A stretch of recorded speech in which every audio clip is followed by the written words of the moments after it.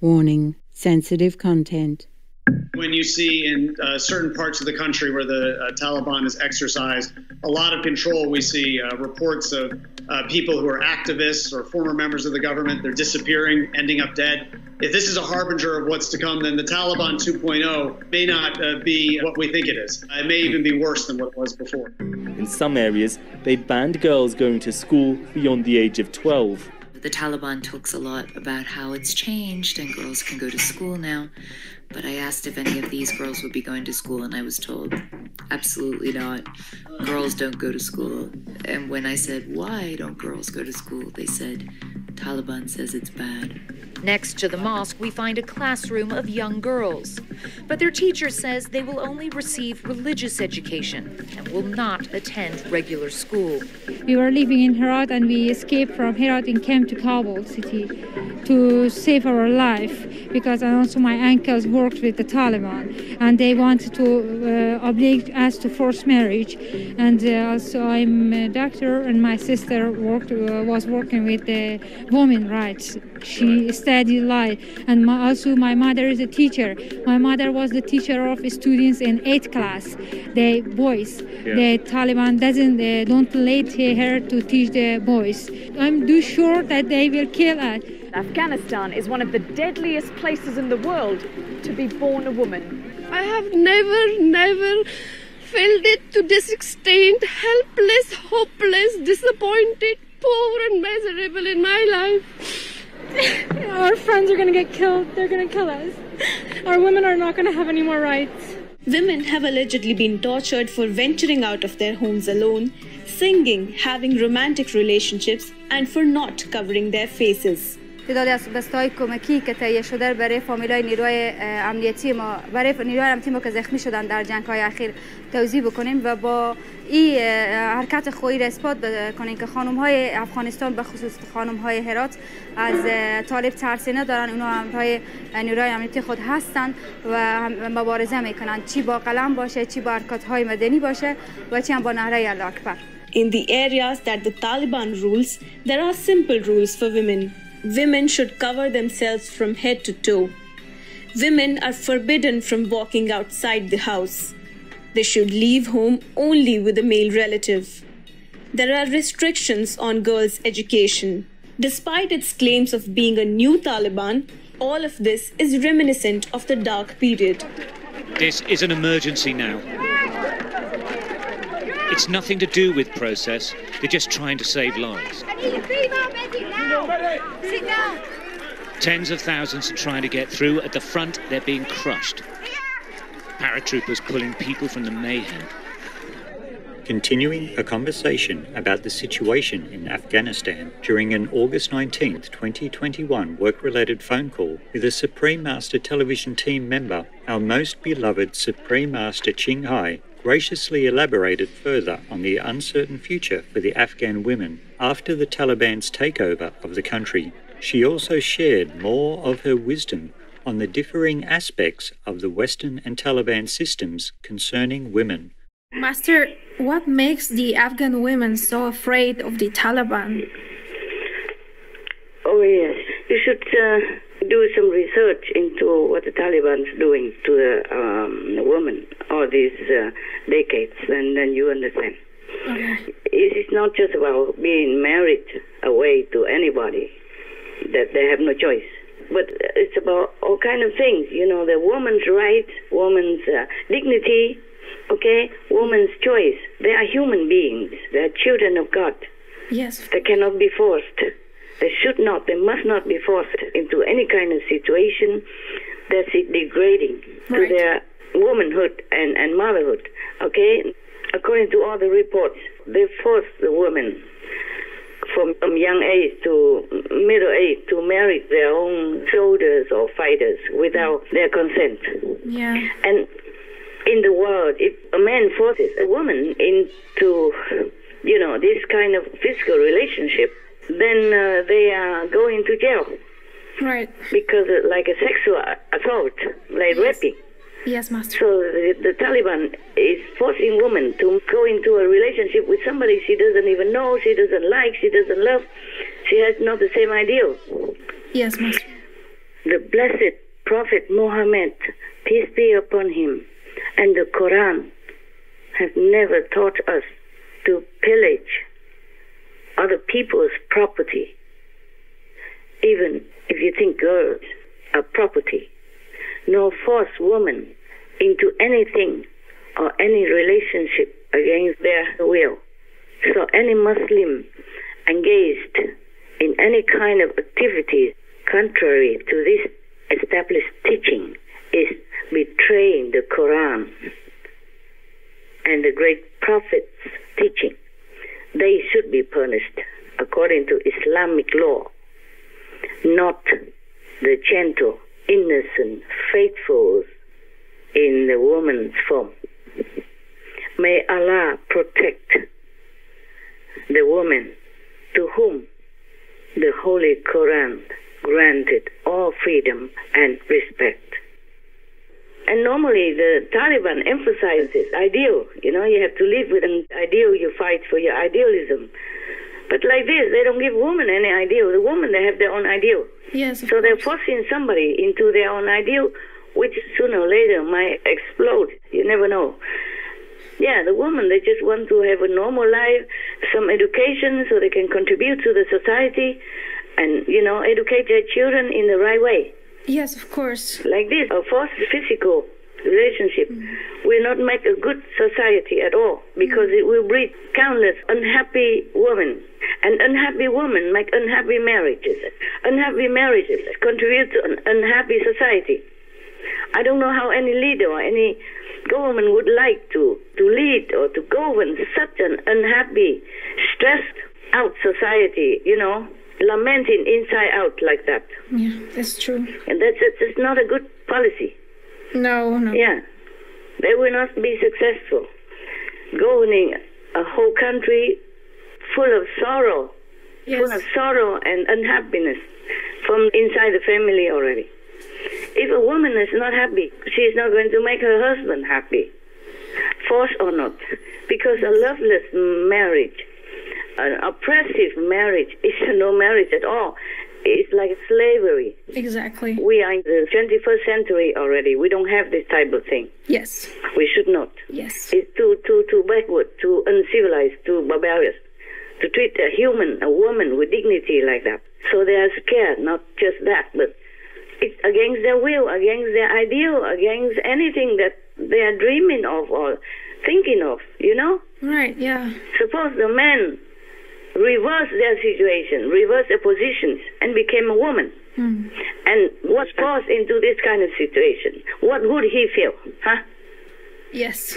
If the Taliban leader was forced to become a woman and just pushed into anybody else's bed and then do that kind of sexual thing without their consent, what would the leader of the Taliban feel? Do you understand what I'm saying? Yes, understand, Master. Yeah.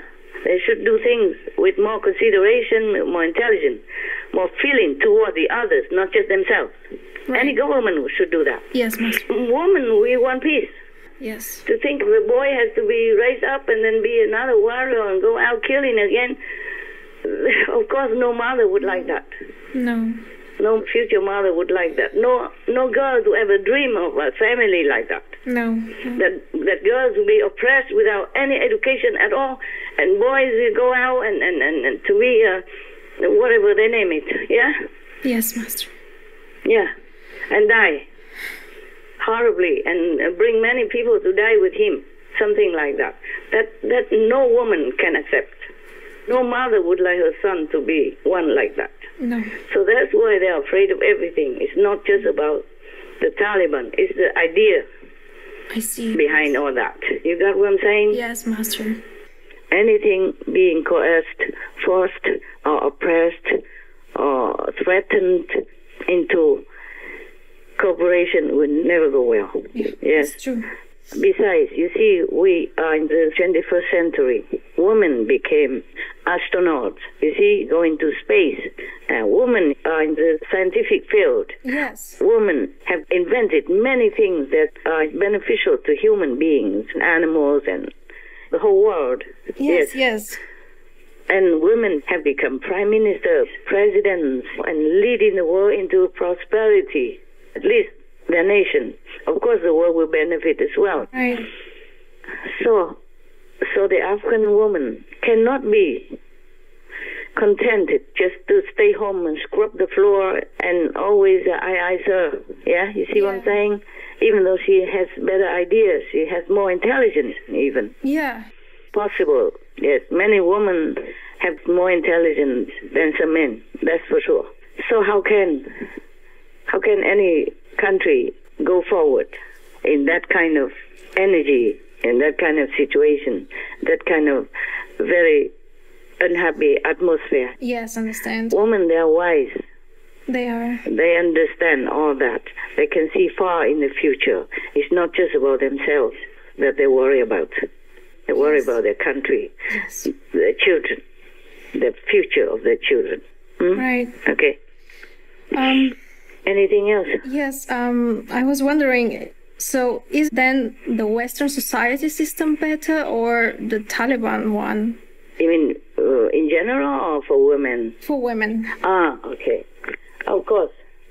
Both systems have flaws, okay? Have good and bad. Yes. In the Western countries, women are more respected. Yes. Yeah. Almost everywhere are more respected. Like men, equal, okay? They have same jobs, same salary, same ambition, same position. They can do what they want, provided they have the ability to give, okay? True. But then we, the Western people take the freedom too much for granted, too much over the border. I see. And forget that they should keep also their own femininity.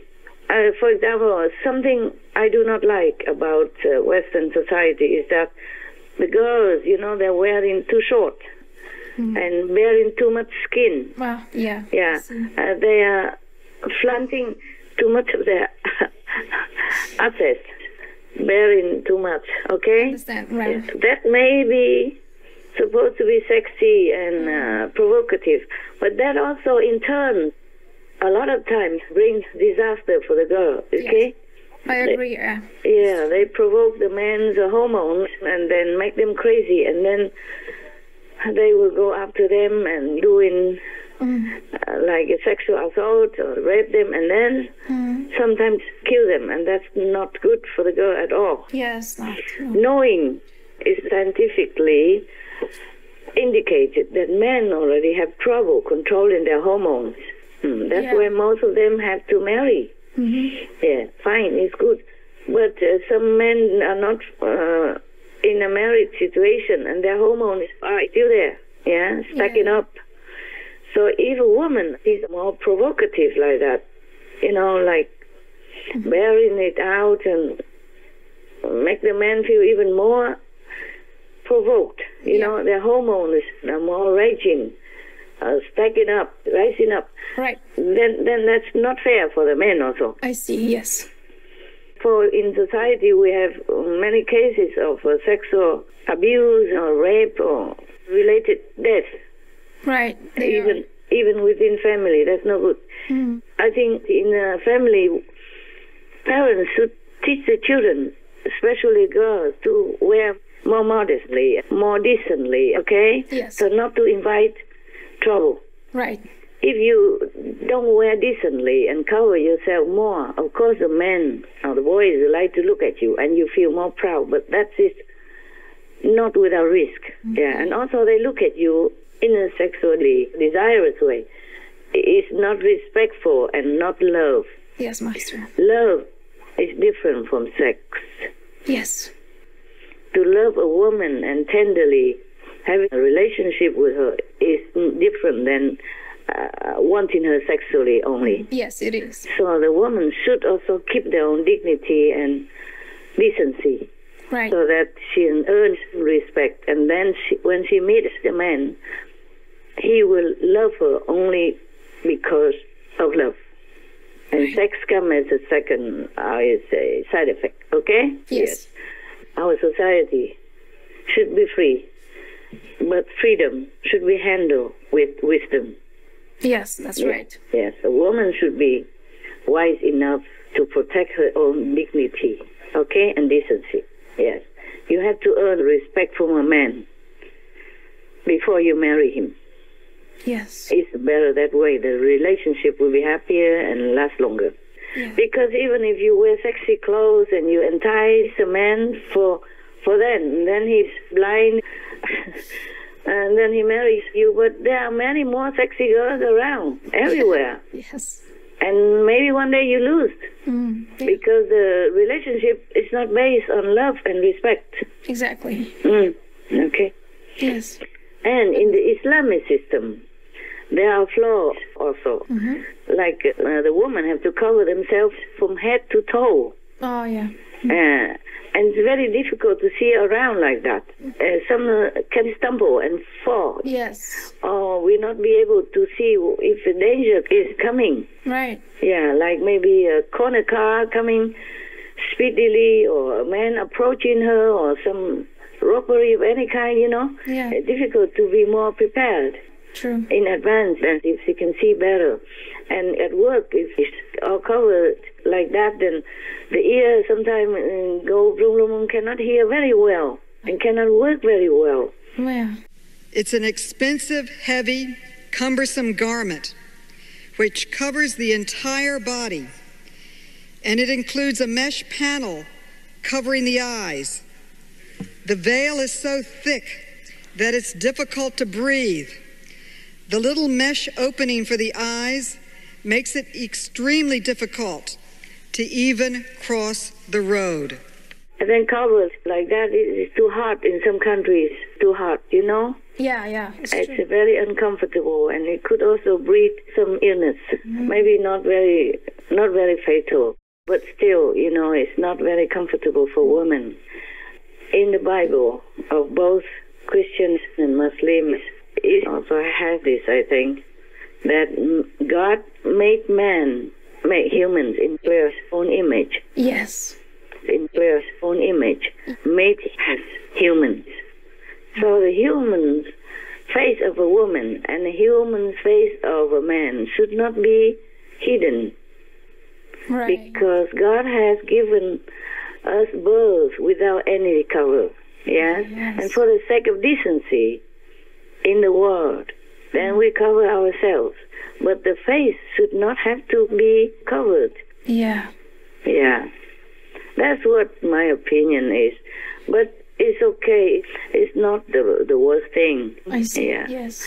Still, it's very inconvenient for women to take care of many things. To do work outside the house or inside the house. Yeah, it's true. And also taking care, even taking children to school or doing something like that is very inconvenient. A little inconvenient. Not so easy to work with, the clothes like that. But in the Western society, they did the opposite and more exaggerating. So both sides should compromise and make the best use of both sides. I think it would be the best. Exactly. Yes. The woman should keep dignity, that's for sure. But not cover all over like that. Like you have something ugly, something sinful you have to hide. Yes. Yeah, I understand. Yeah. Thank you. Also, for this system, sometimes you never know if underneath the burqa is a man or a woman. If a man, if he has bad intentions, he could be hiding something underneath the burqa. Yeah, pretending to be a woman and can harm somebody or can harm some of the government persons in an assassinating scheme and all that. You see what I'm saying? Yes, Master. Yeah. So moderate, I think, is the core. Right. Is the best solution for any country, especially for women. So if we oppress half of the society's population, meaning women, then we might lose, talent, exceptional talent, like scientists, astronauts, physicists, teachers, masters, spiritual guides, presidents, the prime minister, etc. We might lose so much talent and workforce. by eliminating women in any society. Understand. Women should be given the opportunity, like men, to develop their potential, in order to help the world. God knows we need more wise humans to lead our world into a better situation. Also, don't forget that women are the mothers of all the prophets, all the masters that have ever graced our planet, and the mothers of all presidents, prime ministers, great leaders, virtuous statesmen of all time up to now, and also in the future. So we have to respect women. Women have to be protected and respected, and their dignity must be protected, must be respected, so that our world can function. Without women, we don't have the world that we have now. We don't have humanity. Yes, Master. The thing is, there's another side effect of woman oppression, of forbidding, is that I think the men in that situation or in that country are afraid of women. That's why they try so hard to suppress them. My suspicion. Okay? They know women are so clever and so successful if they focus on something instead of just scrubbing the floor and cleaning the pots. So they try to suppress them so that women become helpless, useless, and like a slave under the dictator of the man. Do you understand what I'm saying? I see. Under the Taliban, they were virtual prisoners, flogged or even executed if they dared to defy their laws. A report by Global Rights estimates that around 90% of women here experience violence or are forced into marriage. Most suffer behind a veil of silence, never speaking about their torment. The safe house is full of women who are terrified of their families. Many are hiding from husbands who have physically or sexually abused them. تراجسترین کس در افغانستان قانون تطبیق شود. یعنی انتخاب میشه سر کی باید قانون تطبیق شود. While these patients were injured in accidents, they also treat women who have deliberately set themselves alight. Her face, covered in bandages, appeared on her favorite football club's Twitter page. Sahar set herself on fire in front of a Tehran court in early September, after learning she could face a 2-year prison sentence. Her crime, attempting to enter a football stadium dressed as a man to watch her team play. The young football fan later died from her injuries. According to a recent UN study, Bangladesh has one of the highest levels of rape in the world, with more than 1 in 8 men admitting to the crime. Often, these rapes are committed by groups of men, and in the most extreme cases, the victims are murdered.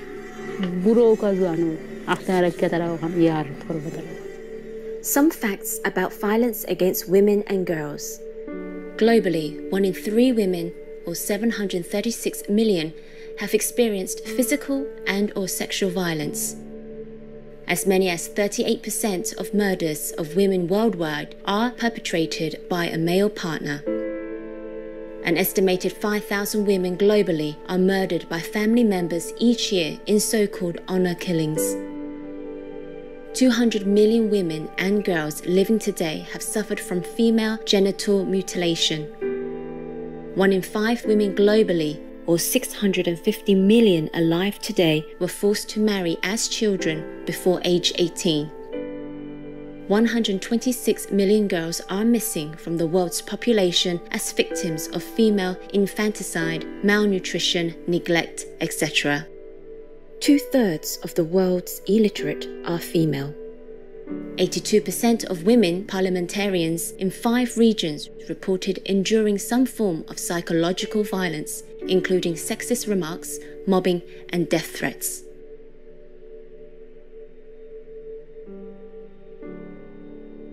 I do feel how they feel. I feel their suffering. I feel their pain. I feel their desperation. The whole world. I feel the animals' anguish. I feel everything, okay? That's why I suffer also. Understand, Master. All right, my love. God bless you. God bless all of you, the SMTV workers and supporters around the world, initiate or non-initiate. God bless our world. Thank you, Master. God bless all the leaders to see the logic and reason. May God enlighten them all.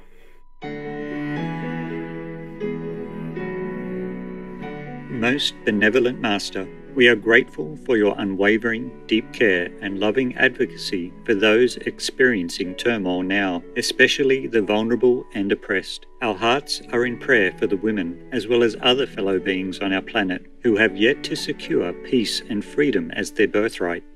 May the day come soon when everyone shall live as dignified and equally respected world citizens. Wishing beloved Master to be always well and tranquil, ever safeguarded by all heavenly Godses. For the full broadcast of this phone call with Supreme Master Ching Hai, please tune in to Between Master and Disciples on Saturday, September 4th.